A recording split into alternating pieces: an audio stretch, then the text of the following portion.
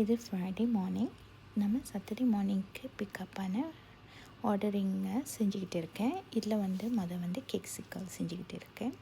அவங்களோட first birthday prince டீமுக்காக நிறைய selection order பண்ணியிருந்தாங்க. கேக் சிக்கல்.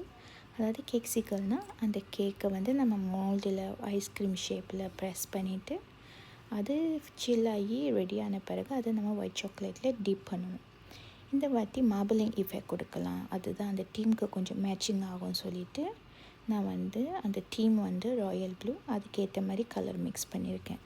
ஸோ யூஸ்வலி நம்ம ஒரு மார்பிளிங் எஃபெக்ட்க்கு ஒரு மினிமல் ஒரு 2 to 3 கலரு அதே டோனில் நம்ம மிக்ஸ் பண்ணிக்குவோம். ஸோ ஒரு ப்ளூ எடுத்திங்கன்னா அந்த ப்ளூவை நீங்கள் கொஞ்சம் லைட், அப்புறம் கொஞ்சம் டார்க், அப்புறம் இன்னும் கொஞ்சம் டார்க்காக வச்சு அது 3ஐயும் நீங்கள் தனித்தனியாக மிக்ஸ் பண்ணிட்டு மறுபடியும் ஒரே கப்பில் அதை போட்டுட்டு ஒரு சின்ன மிக்ஸ் கொடுத்துட்டு நீங்கள் அதில் மெதுவாக டிப் பண்ணி எடுத்திங்கன்னா உங்களுக்கு ஒரு அழகான மார்பிளிங் எஃபெக்ட் கிடைக்கும்.